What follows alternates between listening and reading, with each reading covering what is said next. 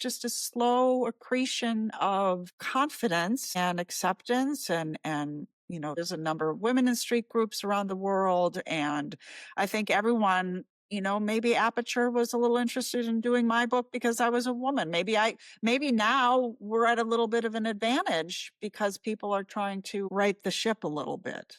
Uh, but it makes me actually want to work even harder and do even better work because you want to show that women are every bit the equal.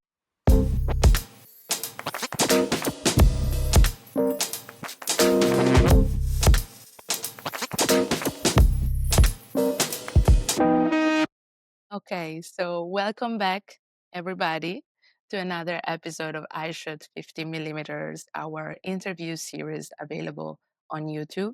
And today we're sitting down with Melissa Shagnassi, a great, widely recognized street photographer known for her vibrant color, her compositions, and her urban scenes. So, welcome, Melissa, and thank you for being with us.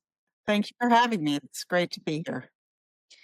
Thank you, Melissa, for being with us. And I just wanted to give a quick message to all of our viewers to keep supporting us by subscribing, commenting, and liking our content, because what's just one small click to you means the world for us. And your small clicks means supporting Made in Italy independent publishing, Made in Italy craftsmanship, and art.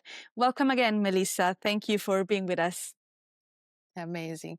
Melissa, we want to already start off with one of the toughest questions we always ask all our guests. And I wanted to ask you, who is Melissa Shagnassi according to Melissa Shagnassi? Well, I'm many things, as we all are. I'm a wife, mother, grandmother, caregiver to my mother, and a photographer. And I think I hope all those things that I am show up in my work. Nice. And I wanted to ask you, focusing especially on photography, when did photography exactly enter your life? And how did it enter your life? Very late comparatively. I was always the family photographer when my children were growing up, but with no great skill or particular passion. My father had been an amateur photographer, and when my son was a teenager, he was in high school and took a photography class, and he wanted to build a darkroom in our basement, to cobble together a little darkroom because he was just in love with photography. And knowing him and boys his age, I figured I'd better learn what was going on too, in case he dropped the passion um, before getting this all pulled together. And indeed, by the time I had kind of a sink and an enlarger and everything pulled together, his interest in photography had waned. So I went off and I took a course at a local college, just a basic 101 darkroom course, and completely fell in love with it. And at the time, I was living in the suburbs. I took a lot of landscapes. I immediately moved from 35mm to medium format because in the darkroom, I just craved more information on the negative. So I think, too, maybe that informs the way I work now. I try to fill my pictures with a lot to look at. So that was its genesis, was about 20 years or so ago. And then a little over 10 years ago, I went off to Palm Springs and took a workshop with Joel Meyerowitz. I started with one of the best. Yes, And I would it say wasn't that. it wasn't a street photography workshop per se. It was in Palm Springs, which is kind of a suburban golf community in California. And Joel was just so passionate about the medium, the process, about color, about street photography. He just threw his wide arms around his passion for photography, and it was infectious. And that at the time I was working mostly in black and white because I had a black and white dark room, but I started to play with color, and that really was the genesis of what I'm doing today. Okay. And do you remember the very first photo, the very first memory of taking a photo that made you feel like, okay, this is actually what I would like to do with my life and I would like to continue doing as well? Yeah, it started gradually, and then became an obsession. I think the first photograph that I took um, that that worked for me was a photograph in Times Square of an older couple standing under a sign that says, "So we've changed."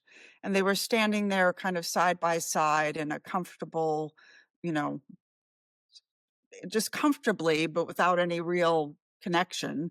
And a young couple with their arms around each other walked by in the other direction. And I caught it in one frame and I thought I had stood there in front of this couple and they didn't notice me. I shot maybe for a minute there. And then I guess that's when I saw that photograph, I realized that I could bring things together in the frame that maybe said something about the human condition and that I could do it unobtrusively. Because when I started off, I was very, very shy. And I felt that, taking a picture of a stranger was somehow an intrusion. And this was the first time kind of it came together and I understood what street photography could do. Interesting. Thank you. Thank you really for sharing that. And I wanted to ask you, you have a background in journalism, and journalism has taught you, if we can say that, how to observe. And my question would be, what has photography, street photography, teach you so far about life, about how you see the world or you interact with the Yeah, well, world? the wonderful thing about it is that you learn things about yourself ever so gradually in this process. I learned initially I was terribly shy, but I learned that by practice and just constant practice that you can overcome your own fears. Um, I've learned how much I like people. I've learned about how people's body language can repeat itself on the street. I've learned how people move in a crowded environment and how you really start to study human nature and the human animal. Yeah. We're animals. I've learned about, I mean, if you look too hard at someone, they notice you. We're always on the lookout for a predator. And it's in our DNA. So I've learned about um, how people will react to my presence or not. What I can do to keep from being observed. I don't like to bruise a situation. I like not to be noticed. I like to be a really invisible observer in as much as I can get away with it. Um, and a little smile and my own gentle body language I've found, and I'm small and I'm an older woman. So these things I've learned to use them to my advantage. I mean, early on, I just thought, I'm a woman, I don't have the aggression maybe of a man or the confidence, or I can't see over people's heads, I'm short. But I've learned, I mean, you work with what you have, right? So I've learned to really take advantage of what I considered disadvantages when I was starting out. Um, and I hope it gives the work that I do my own little spin, my own little um, take on things. I've had people say my pictures look intimate because I'm short. I'm not that short, but I'm more at chest level than looking down on people. So I hope that gives in a small way kind of elevates the people I'm photographing. I'm not looking down on them. I'm maybe looking up a little bit. And do those subtle things start to inform I think those subtle things have started to inform my own approach. Yeah, absolutely. And it's beautiful. It's truly beautiful. What Absolutely. Thank you. makes you feel disadvantaged, it actually is an advantage for all of us as well. So Absolutely. that's a great lesson for sure. I want to Yeah, go back. No, go ahead. no, I was gonna say everybody has to find their way. Everyone who's Yeah. out doing this has to go home and look at their pictures and start to figure out what's working, what's not, what their own particular interests, where they're leading them, and those are the things that'll start helping you build your own approach, your own vision, your own body of work. Your own confidence as well. Absolutely. Yes, all of it. Thank you. Thank you for Thank you so sharing that. much. I want to just go a little bit back when we were talking about the darkroom, the analog days, and then I want to go into the digital because, as you said before, you started with an analog approach, and analog it's completely different from digital. black and white is also completely different from color. What made you switch? And my second question would have been, what is that you're missing from one craft to the other, and vice Hmm. versa? Good question. Interesting. Um, I trying to think when I made the move. I guess, I'd been working in black and white, and I always had a early, when digital cameras started to come out. I still used color for my family photos, and slowly had picked up a digital camera to bring with me, if we traveled or took a summer vacation as a family. Um, and I think it was when the Nikon D700 came out. I think it was the first full frame digital camera Hmm. that I started to understand that the sensor was good enough to kind of satisfy me, because before that, any digital camera I had had was, the color was pretty awful, the resolution was awful. And so compared to the black and white, it wasn't in any way gratifying as what the end product look like to me. And so I think too it was that workshop with Joel, how passionately he speaks about colors. So, and I think around the same time I started to be in New York more, and start to try to work on the street. And that just seemed crazy in film for me, because you have to shoot so much to, you can take hundreds, if not thousands of photos before you get a big one. And then the darkroom became cumbersome to try to do that, because I was developing Yeah. my own film and making my own prints.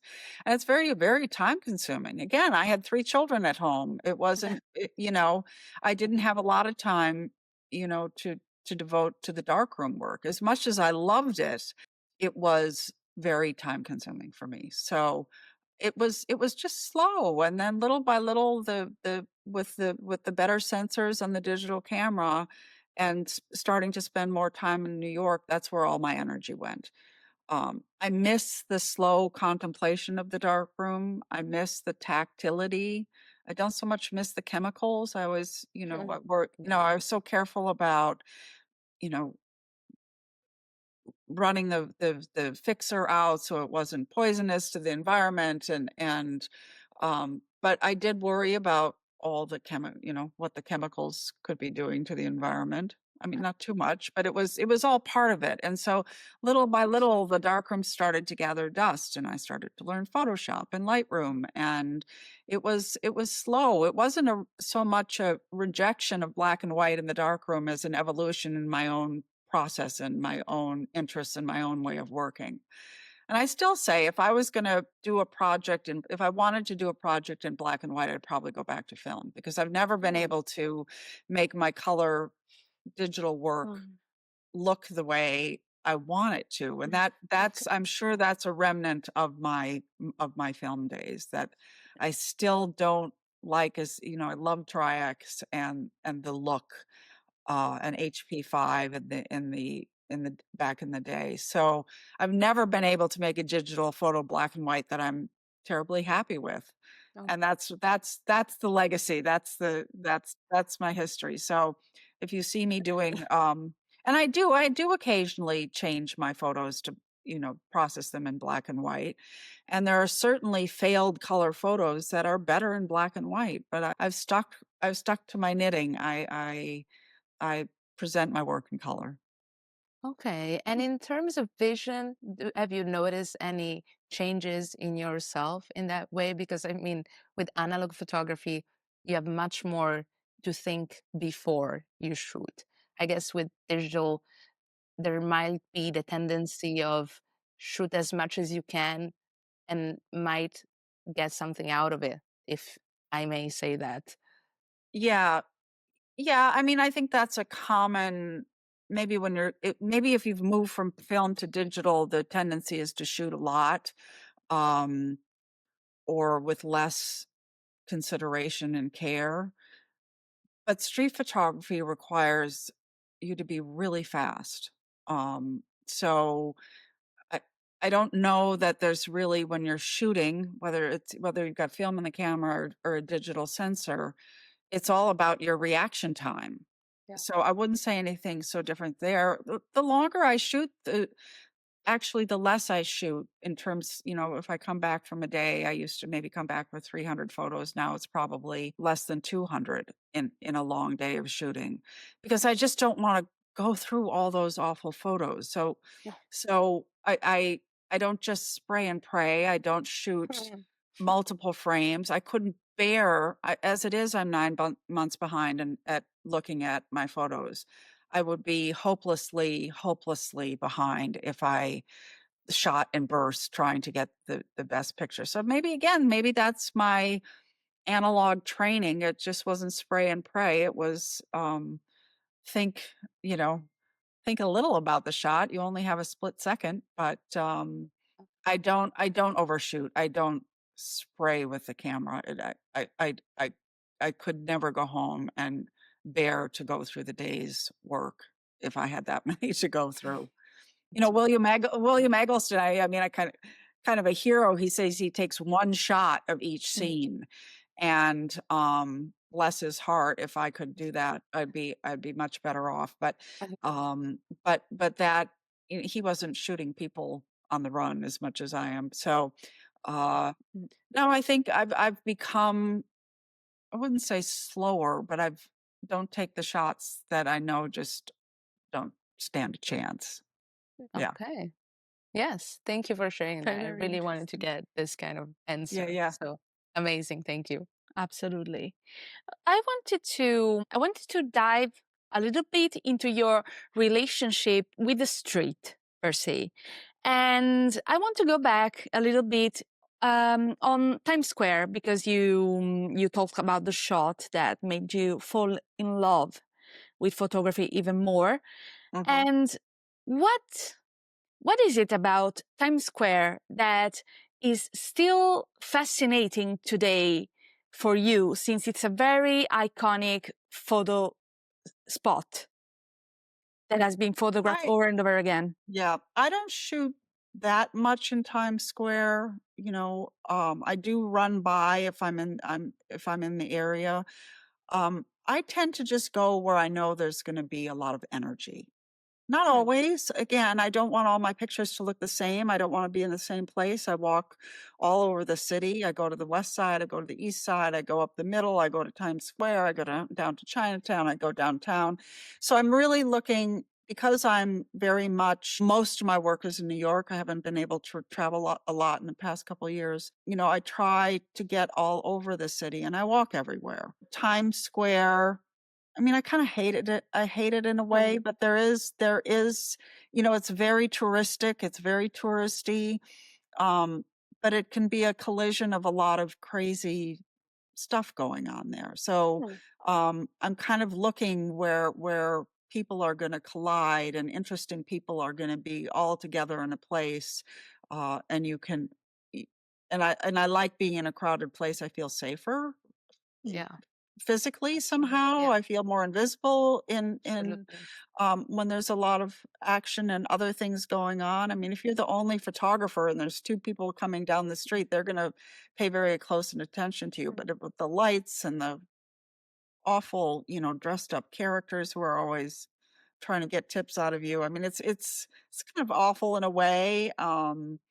But I think, like anything, the world is ever changing, and the feel of and the crowds and the energy of a place hmm, over the years change. And I'm interested in how time is hmm, changing the city. It's changed a lot since the hmm, pandemic. It was now, of course, we're dealing with everybody, just like this, and it's everywhere. I was in hmm, Rome last year, and it's absolutely everywhere, and that's made the street photographer's job more difficult. It's Yeah. not an interesting picture when people are all looking at their phones. But um so if people are, I like when people are more on the move, because hmm, not necessarily, but sometimes they're a little less to be completely buried in their phones. hmm, So Times Square is, I mean, I'd love to time travel back, you know, 30, 40 years before it Mm, was kind of Disneyland, which it is now. When it was a little when it was a lot grimier and a lot seedier. Um, but as street photographers, we're working with our reality now. mm, And I think sometimes the work has to age to be really interesting to people outside of mm, this little corner of the street photography world. Those of us who just love it and love contemporary work and older work, I think people become more interested in street photography as an art form when the pictures have some age. mm, And you say, look at what people used to wear. Look at how the city used to look. So all those things enter into it, but I'm fascinated by people and how they interact and how even the cell phone is an important part of our culture. mm, And as street photographers, we're recording what our culture is now. So, who knows what's coming down the line technologically, whether it's gonna be in our eyeglasses or mm. chips in our brain, it's gonna be changing. This is the time we have. So, that's a long answer to I how about mean, what do you think I the loved times it. are? Yeah, No, I love the whole reasoning. It was very, very Absolutely. insightful, in my opinion. So thank you so much for sharing. And for an easier question, do you have any ritual that you do, that you perform before shooting? I love that. Yeah, Um, Absolutely. not really. I mean, I think my habits are pretty, I joke that I'm on a cow path in New York because I kind of tend to take the same routes. I know where the light's going to be good, and I'm, often trying to pull myself off. I've mentioned before, sometimes when I walk out the door, I just immediately take a couple pictures, bad pictures. I don't try to, it's somehow the exercise of the shutter, Mm, like I've yeah. told my brain the purpose of what I'm doing is to be taking pictures. And somehow just that little click, click, click. I mean, Gary Winogrand, there were shots of his feet, as he was forwarding and so I think just that the physicality of starting, looking through, pressing the shutter, taking a few pictures, just as I set out, they're always bad, but mm, it somehow worms into my brain that here I am, I'm taking pictures because, yeah. we can all be out. I tend to go when I do have a day to shoot, I'll go out all day. And by the end, I'm just you know, it's the trudge. My eyes are glazed over. I can't see anymore. I'm not feeling it anymore. And sometimes that enters into the process anywhere on a given Mm, day. Anytime you're doing it, sometimes you just kind of don't see. So my coffee and pressing the shutter and reminding myself that I need to pay attention. Those are mm, thoughts that do go through my head. It's like, pay attention. See, make sure to be outside of your own little whiny brain and paying attention to the world around you. And it becomes a really a form of therapy and living in mm, the now and breathing and, no matter the weather, being kind of grateful to be out and alive. I tend to try to be grateful, even if it's hot. It's like I'm breathing, I've got energy, people are beautiful and funny, and those sometimes just running that through my brain at the start of a day or if I feel that I'm glazing over, um, can be my little mental rituals. It's a very mental game. And it's those days when I'm able to kind of get outside of myself that I see more, that I'm responsive, that I'm open to more of the energy of the street. It's odd. It's very hard to quantify it. absolutely. And it all comes down to a warm up of some sort. So kind of like a warm up sketch for people who draw.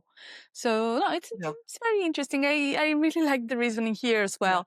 And I wanted to know, sometimes strangers are more interesting than they should be because we're very attracted to strangers for what they represent.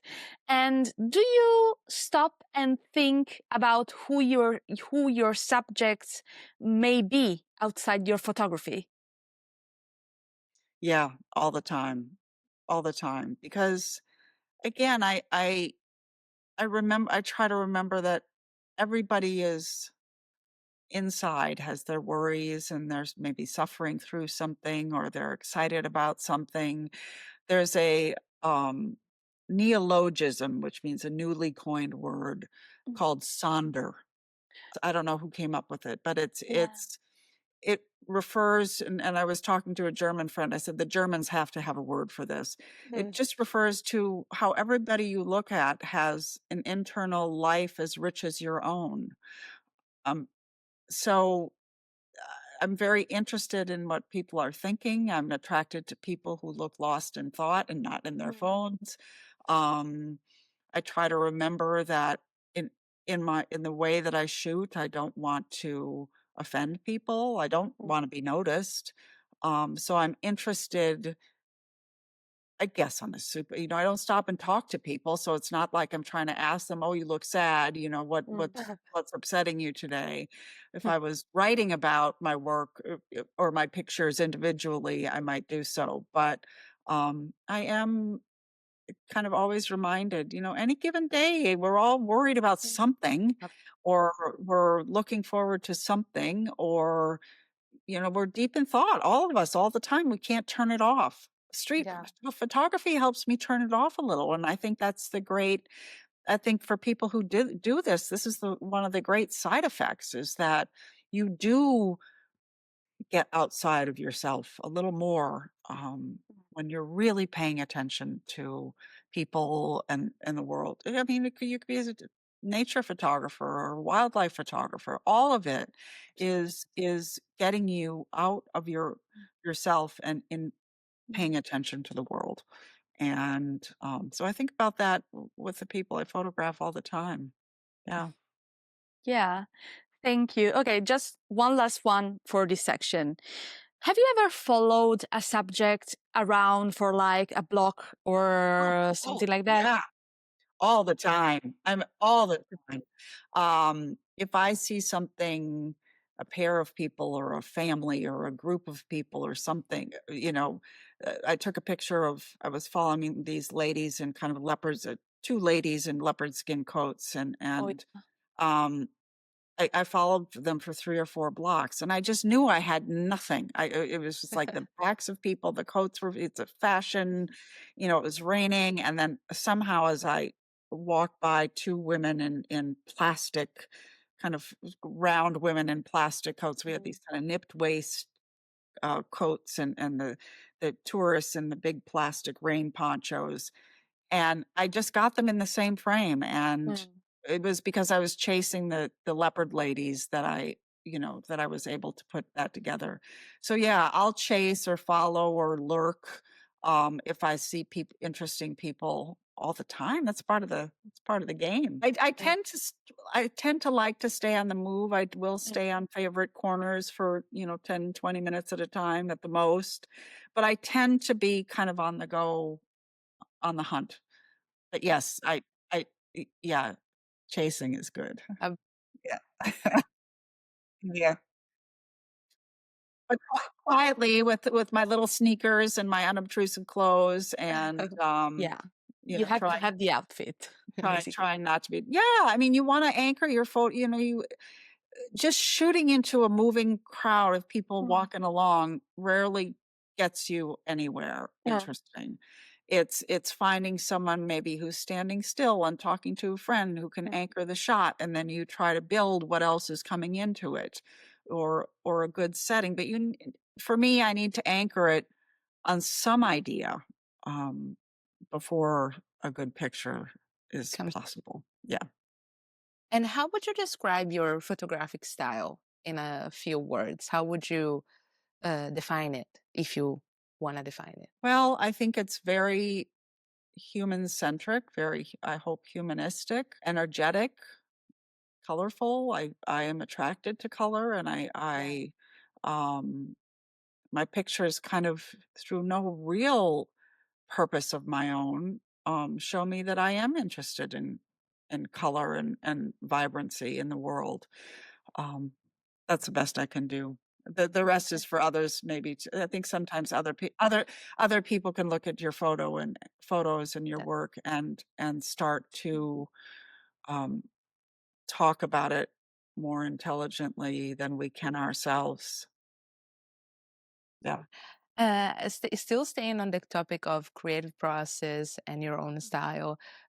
Before you said that you met Joel Meyerowitz, and it was a big inspiration for you as well. But I want to dive a little bit deeper into your inspiration, and I wanted to know what kind of icons, photographic icons or not, also have inspired you both at the beginning of your career, but also maybe later with more modern artist, if we want to say that, except from the big, you know, the big titans that have guided street sure. photography. Well, you can probably see behind me, I have many, many photographic books. When I started out, I think I was, um, of course, I was completely interested in the work of black and white photographers. Mm. Um, Callahan was a very early um, inspiration. Edward Weston, uh, Ray Metzger, Diane Arbus, um, Lee Friedlander, really, Robert Frank, of course, were all some of those really early artists that informed. Maybe there's composition going on there early, and because I really wasn't working on the street with people much when I started out. Mm. Um, of course, Joel has been just a huge inspiration. Gary Winogrand, but I look at a lot that's not just street photography. I mean, there are just so many artists and photographers and painters. You know, Peter Bruegel, the Elder. You know, with those filled scenes. I love a crowded picture. I read a lot, Mm. nonfiction and fiction. I read all the. I've always been a big reader. So literature, where do our ideas and our reactions come from? They come from everything that we've experienced, everything that we've exposed ourselves to. Um, if I knew this question was coming, maybe I would have thought about it and been Oh, able to answer a little more cohesively. But I think, I'm older now. I'm in my mid 60s. And so my personal experiences, the good and the bad, my family, my upbringing. I was exposed to a lot of art in my upbringing. Um, it all starts to inform you. oh, But I think those early artists, William Eggleston has become, I've become just in love with his work and his composition and um his approach is just how he can do what he does still amazes me. Because it's thanks. something that I can't define or put my finger on, that very democratic approach, that anything is photographable, anything. Okay. Thank So you. Thank you for yeah, sharing. And I wanted to just last one, and then I'll pass it on to Marilu. I wanted to ask you, Bresson used to say that the street photographer needs to capture the decisive moment where all the elements of a photograph come together to create a perfect composition. What is your decisive moment when you're out shooting? something I guess something in the human condition that I can relate to and that people who look at my work can relate to. I think those, for me, those are the strong pictures. Perfect. Um, it's not so much a decisive moment in a perfect composition, although I am, interested in composition. Yeah. It's life. It's Mm, the feeling of nice. life, of kind of a vital human energy, of the energy Yeah. of the street, something that feels very very alive in its energy and in its humanity. So those are my. And I fail constantly. Mm, I still, there isn't a day that I go out that think I'm no good at this. What am I doing? You know, where is this work going? I'm filled with all that kind of angst and self-doubt and what's the purpose. But then the life of, then the life and the how things come together on the street happen in a way that you can't really conceive of, and it's a jolt. It gives you that little jolt of energy that Mm. keeps you going. So um there are so many people doing interesting work, and not in the, not in the purely decisive moment where everything has to come together. It's a small C Catholic, to use the, it's a very, there are broad arms that can Mm. bring this idea of To street photography and photography together. And, I guess the biggest challenge that I'm always facing is, how do you make your work identifiably and meaningfully your own?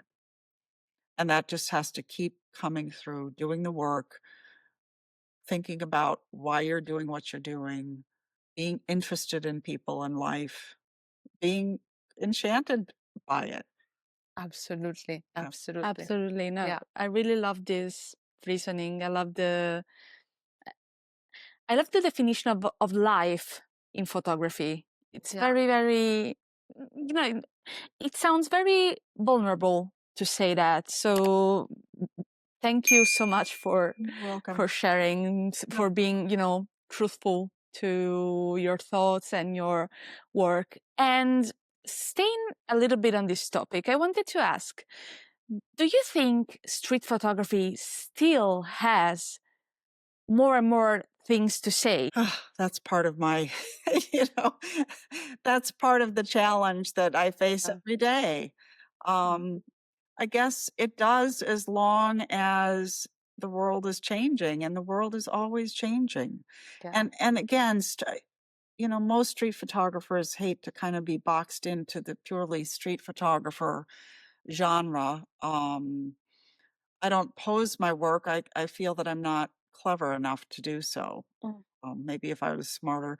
I mean, there are days I wish I was a nature photographer. The trees stay put. Um, and maybe there would be more time to think about what I was doing. But I think street photography, listen, it's never been very popular in the art world, in the capital A art world. It's when it yeah, has, as I was saying earlier, when it starts to have the patina of age, that there, or or a print by a dead photographer has some inherent value that a mm, digital photo put on Instagram doesn't. yeah, That kind of the art world is interested in it. yeah, Mm. Um, I feel lucky. I feel lucky that my work has been recognized. I feel lucky that some people seem to like it. I'm Mm. very, very honored by that, because I think I'd be doing this whether that happened or not, for the own kind of joy and satisfaction and frustration. I mean, it's all of it. I'm interested in getting better still, and learning still. And we'll see where it takes me. has taken you very far. It's Absolutely. so We really love your true. work. So Yes. thank you for being with us again. And staying on the topic of inspiration and masters, what's the most memorable lesson that Joel Meyerowitz has taught you in all the years you've been a student of his, basically? Oh, I've said it before. I think a lot of people have said it. Joel just says, every time you press the shutter, you say yes. And there is a profoundly kind of optimistic and life affirming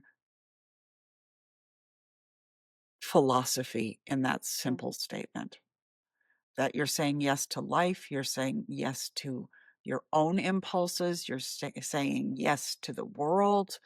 And so that, press the shutter and say yes, there's something really profoundly life affirming about that. And I would have to say that. Yeah, thank you. Okay, one last couple of questions because I wanted to touch a little bit on your project, Perfect Strangers, which came to life in the span of a few years. So, what has the long wait taught you? Well, I was just making work. I was just trying to make good, interesting pictures.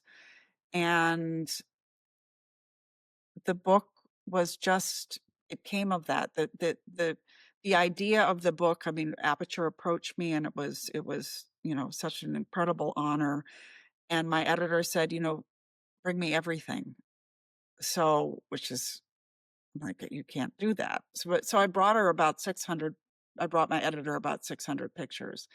And slowly, we through many editing meetings, we started to have a yes pile and a no pile and an A pile and B pile, and then no, that doesn't kind of fit. And then you start to put things together and make little strings of pictures. And it was through that process that the title came, that the edit came.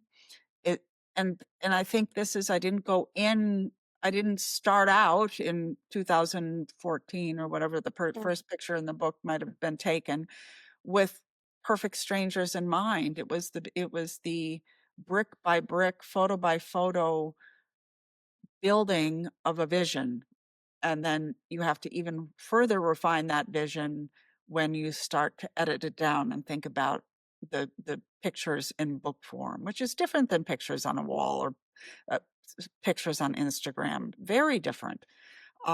So that the weight, I was just trying to make the work. I was just trying to be out in the city, which I love, and start to make pictures that I was proud of. And then the idea and the what the book becomes about, in as much as any street photography can be have an aboutness to it, is then what do you start to see in my approach and my vision? And that became, I think, a very humanist vision Yeah. of it's Perfect Strangers is really about the people. Yeah. Of course, you have the magnificent setting of New York, and light in New York can be so wonderful at many times of the year, and the collision of all the pictures in the book were taken before the pandemic, and um, it took a long time. I feel like the city is back to its former energy, but it's different. It's changed a lot since I took the pictures. And so I had the kind of weird, I mean, I was afraid because we just finished the edit when the lockdown hit. Remember, we all thought the world was coming to an end. We didn't know what would happen. If you could get a book to the printers. I mean, it was really and they decided to go ahead with it, and it ended up being a real advantage because people were suddenly say, "Oh, it locked that work in the past when the book came out," because it was a little bit like, look at what the city used to be like. Remember when we could touch each other and breathe on each other, and so it really the weird timing of when we were doing my book gave it at the time a little more interest than it might have otherwise had. It's Manhattan, it's New York, Oh, it's 6 years. So that gives it any project has to have some boundary. So ab- it gives it a boundary of what that is, but the forming of the book as a whole happened, on the editing floor, really. Some things just Some things didn't fit just because we couldn't make the colors work, and, I didn't have as many winter pictures, and we had to make careful not to put someone, sweating in a tank top next to someone in a fur coat, or mm, it wouldn't have a feel of kind of a cohesive walk through the city. So all those things had to be kind of worked in, but the through line, I think, is all these delightful strangers. uh, Yeah. Perfect strangers. I wanted to just jump in because when you were saying something before, and it kind of clicked in my mind. Mhm. And there is a debate, let's say, where people, most of the time, people say that street photography is art and documentary photography is information. Do you agree with that, or it can be overlapped? I don't think anything can be put just exclusively in one cubby hole or another. There's always been tremendous overlap between street and documentary. I think you could maybe define it by the photographer's intent Hmm. of what they're trying to do. Certainly, Perfect Strangers is documentary of 6 years in New York pre-pandemic, but it's not with a idea about, "Okay, now I'm documenting girls between the ages of, Mm. 17 and 25 and what their behavior is like." That's not what I'm doing. That if I was Mhm. doing that, I would definitely it would start to lean into a much more documentary Mm. undertaking, or if there were more portraits and of people who represented something that my subject was about. So mine is a much broader look at society, but without any, preconceived notion about what I'm gonna find or what I'm looking for. So I guess to me, if you had just kind of prize them apart, it would be, the intent of illustrating something versus responding to something. Um, but I don't think there's never been a hard line between the 2, and I doubt there ever will. I'm interested in documentary work and, people who are looking. I think of Chris Killip on, on the coast of England, or, that might head more into documentary because it's really about a community and a place and a time.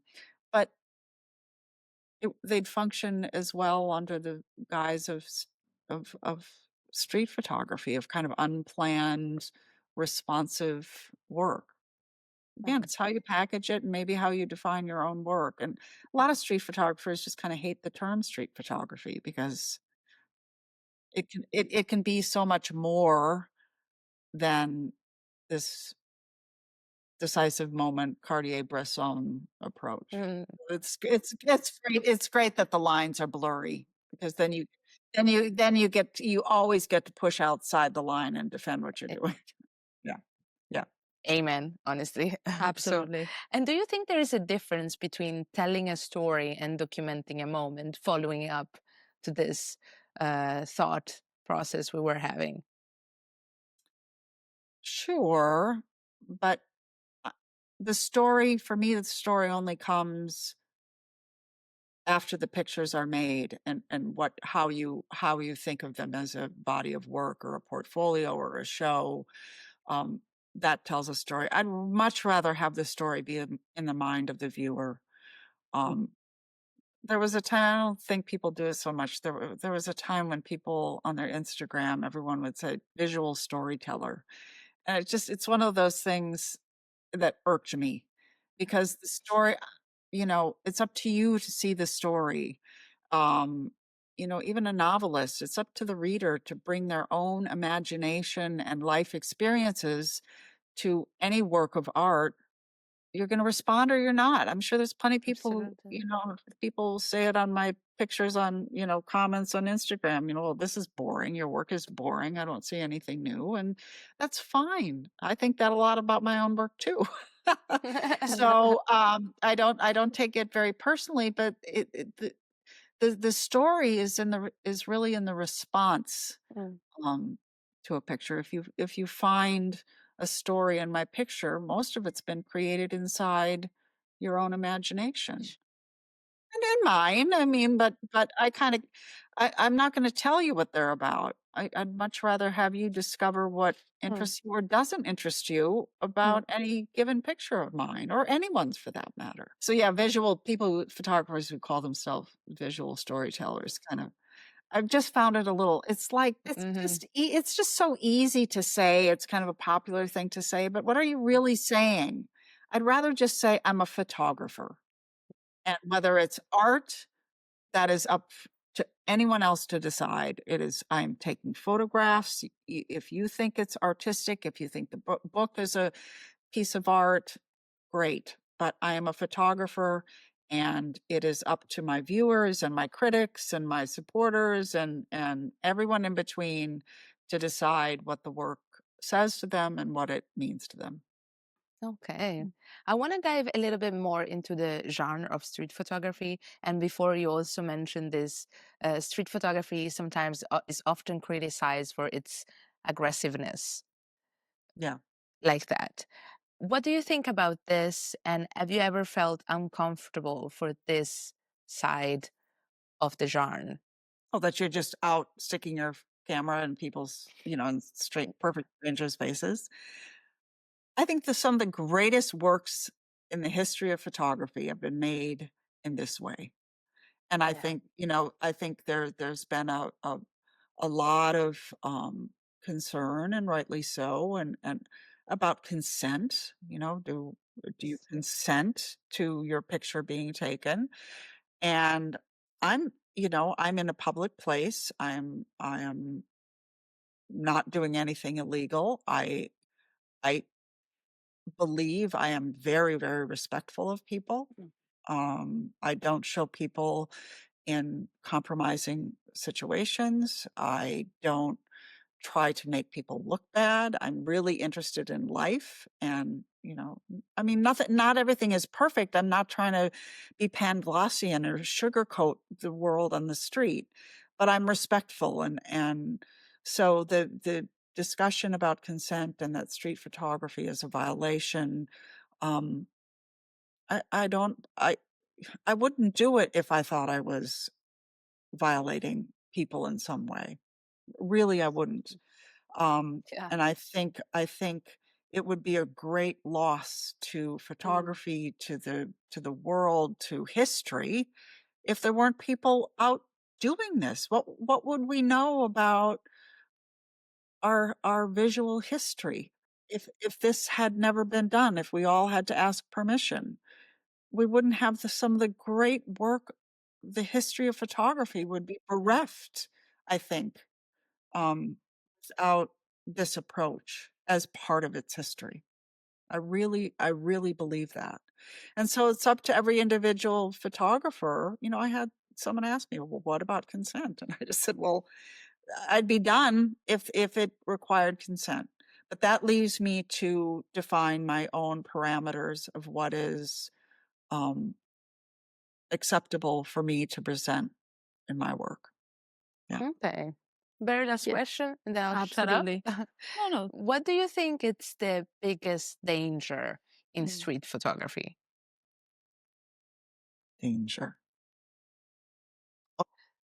Yeah, I mean, again, there's so many. I have my approach. There are some people who in history and currently are more aggressive. Is that a danger? Mm.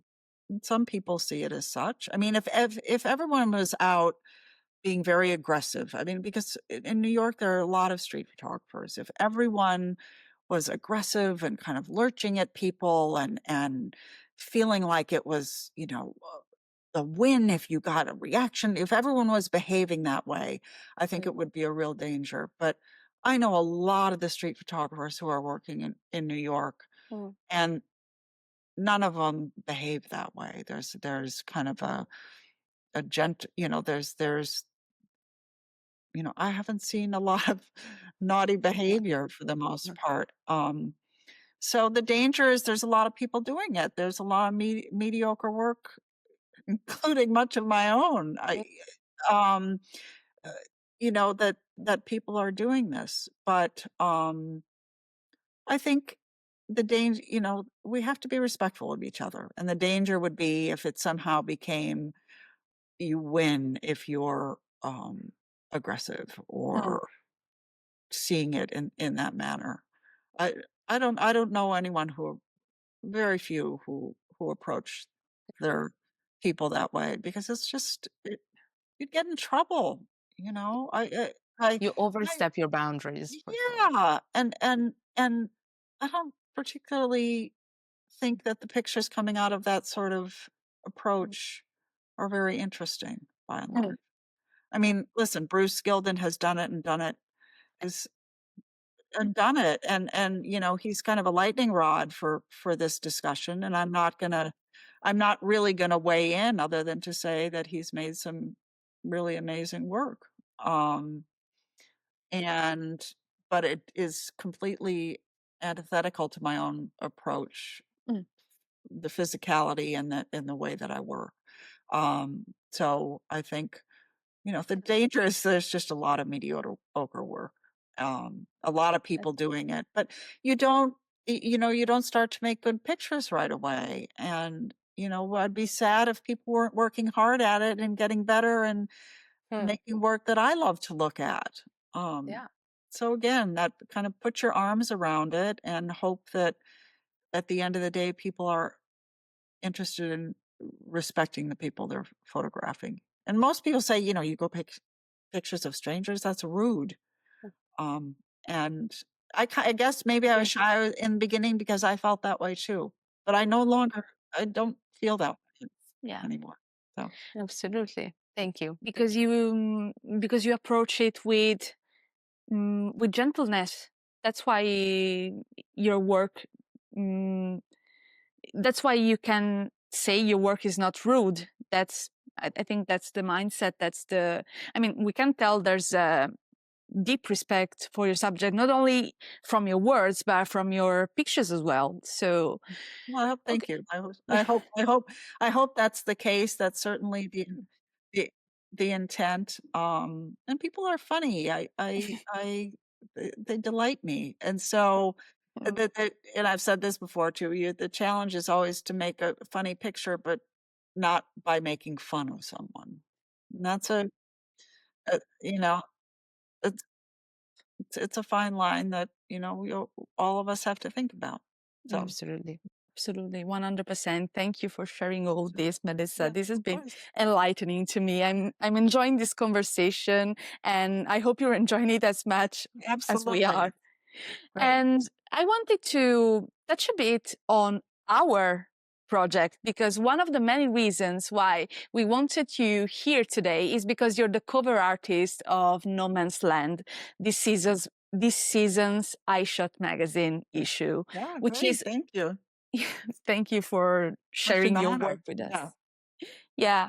And No Man's Land is a very special issue for iShot because it's a historical landmark for us, as it's the first all women magazine.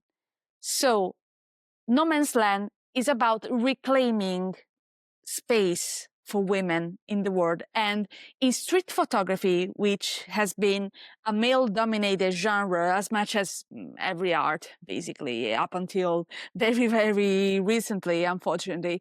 Yeah. Do you have you ever felt like you had to reclaim your own artistic space in photography? I not so much. I've just gone out kind of and made the work.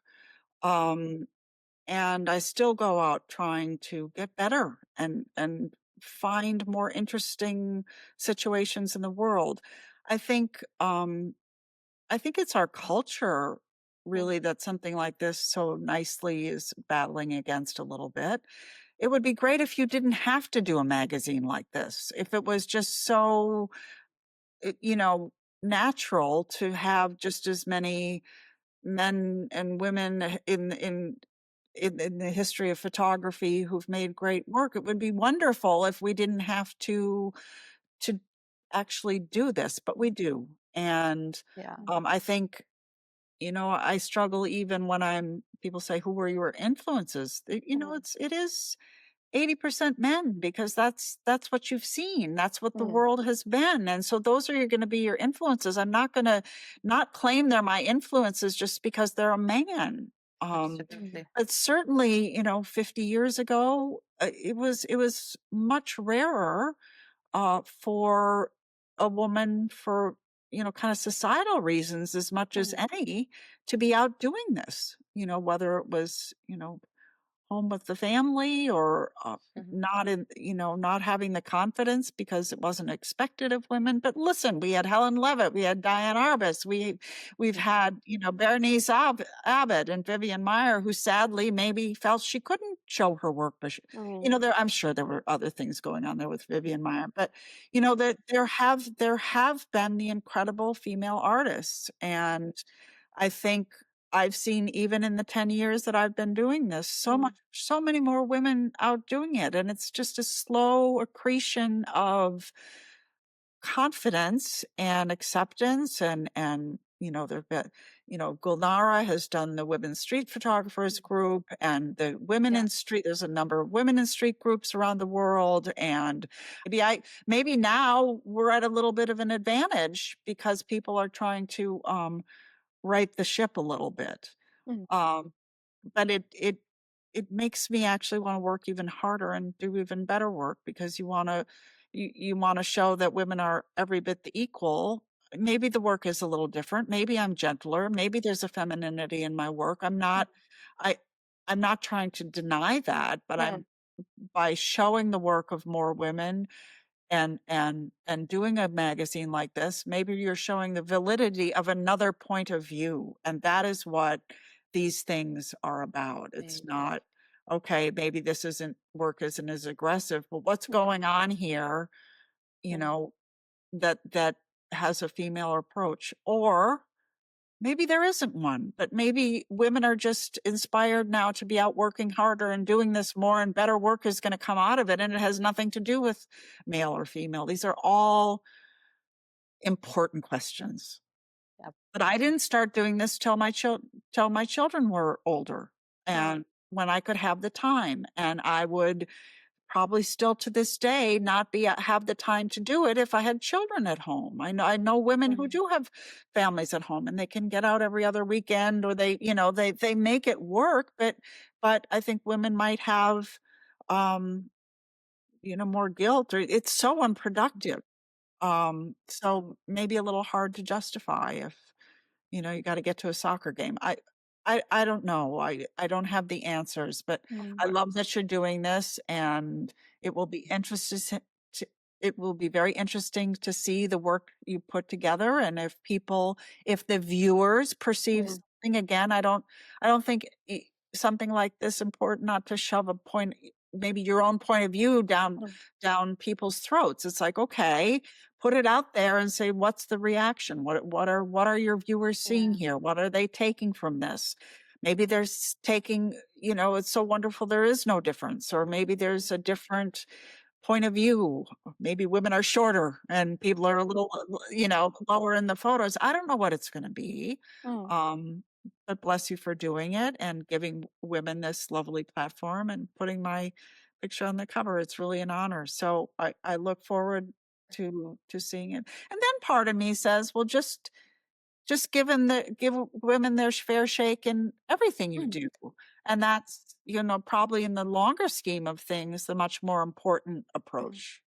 But listen, I, Absolutely. I looked at my Instagram, 80% of my followers are men. It still is the people I've gotten to know on the street, that I see on the street, there are more men. And, I'm not going to shout at that, but there's nothing to be done about it. I think it is a Yeah. more appealing genre to men than women on Yeah. average. Mm. Yeah. So, okay, I accept. Fine. There Yeah. there it is. It And now doesn't matter. what am I gonna, what are we all gonna do with that? That's exactly the point behind Yeah. also, I guess, this issue. Like, one just only thing I would like to add on, and we'll leave it to Marilu because she has a lot of very interesting Oh questions yeah. about this that we would love to explore together. I feel like with No Man's Land, as you said, everybody's trying to drive their own boat in a way with their own values, their own missions. But for us, if you're not transforming, you are Mm. transmitting. So I feel like that's the guiding principle that goes behind No Man's Land. It's not Mhm. just an issue to just put together women and show their own perspective, but it's legit a stance that goes from the artistic side to the societal stand to the political stand as well, if you Yeah, want to say that. it's So all part of it. Yeah, It's all no, part of it. I just well, good wanted for to. you. I can't wait to see what you put together Yeah, and I think you'll all love the it. We Yeah. received like something like even more, around like 800 photographs from all over the world. So it's gonna be so much well, fun. that's that's what I started with when, I started to put the book together. So there's a lot of thinking that has to go into it and to build a magazine that holds together with that number of but just like with the there will be stronger work and weaker work, and that is true of every photographer who I go out and take terrible pictures, Um, and um, it's Yeah, it's part of the process, so you'll have a lot to think about, and I'm sure you've gotten amazing work to work with. So good thank you. for you. Thank you. Okay. Thank you. Thank you, Melissa. Just the couple final questions so we can wrap up everything very, very nicely. So, how do you envision a truly liberated photography for women, given everything we've said so far? I think strides have been made, and there's still ways to go for women. I think for me that liberation becomes really just a personal issue. I'm really I am trying, maybe it comes one artist at a time. Hmm. One artist at a time. No, I like the sound of it. Uh, I really like the sound of it. it because it's very hard for me to get political here. I have those point of views, but this is not a political podcast. I think, yeah, yeah. I think it is one woman at a time, feeling like there is an outlet and an audience and a supporter and a gallery and a publication Yeah. that promotes the work of women and strong women artists. And it just comes in a world that accepts women being out doing this. I haven't had I haven't had an issue Hmm. with being a woman. Actually, I think it's a really quite an advantage for me on the streets to be a woman. So I say we all seize that advantage and use it to our advantage, and Hmm. the work will come. But the work only comes through being out and paying attention and loving what you're doing and trying to build a body of work that says something about you as an artist, says something about the world, and hopefully the world, it has gotten better. Hmm. It is getting better. I think everyone I talk to is very aware that there needs to be more consideration and fairness about Hmm. representing art and artists, um, and hopefully not at the expense of quality. So, Yeah. um, Absolutely. I just see it kind of as a personal goal, and I don't know that I'm there yet, and I have a lot of self-doubt, but work hard and try to make good work, and hopefully recognition will come from that, not just because you expect it. And the same is true Yeah. for men, too. I mean, you're not gonna being a in history, being a man has gotten you there, but Hmm. I think those sands are shifting. So, hopefully when my granddaughters are Hmm. becoming photographers, there will be so many more books by women for in the canon and in the history of photography for them to pay attention to without necessarily thinking it's a woman versus man issue, that the Yeah. work is just there and has become part of our collective canon. Ab- And I'm a far way from that, but I work with that as a little worm in my ear, to think about. I think it's gonna be a collective effort, one person at a time, Thank Absolutely. and you. it's gonna take time, but good Oh, for yeah. you. It's going to take time. Yeah, yeah. It has been taking time. It's Yeah. gonna still take time, but Yeah. Given the reaction to some of the content, it's going yes. to take time. Okay. Just last question and we wrap it up. One single piece of advice you would give to a young girl starting out in street photography? Get out, be out, have your camera with you constantly. It is it's kind of a time equation. The The more you're out, the more you see, the more you think. There's a lot of time to think when you do this. And so when you're out working, think about what you're doing. Think about your motivations. Think about what stimulates you Mm. in the world and in the work of others, and work. I mean, it is there's so much failure. Get over it. It's true in any look at a lot of work, read a lot, go to the movies, find, you know, focus if this is what you want to be doing, it's not just when you're out photographing either. Looking at a lot of books, reading, going to museums, expose yourself to the visual world and all of it, sculpture, everything. Go to the museum and look at sculpture and pay attention to how the light hits the sculpture, and just open yourself up to it. But you've got to be out there working. You've got to make the time. And it's Yeah. tiring. It is. The cement is hard. Wear comfortable shoes. It's tiring, but you have to be doing the work. You can't be sitting around imagining you're going to be a great young female artist. It is the people who are out wearing out their shoes who start to make good work in this way. If you're responding to the world as it is, it's really boots on the ground. Get out there, all any weather, whenever you can, day, night. Everyone's got lives that constrain them in many ways, and so find those hours. We can all find them somehow. Almost all of us find those hours to go out and make work. And be patient. It's not going to come right away. You're not going to be, and no one's going to be a genius right away. Nobody. I dare not show you my early work. I will not. But it was all there. It's all part of the process. And so you're just not going to go out and, hit it out of the gate. It's a lot of training and a lot of practice, but if you love it, it's not work. So enjoy it.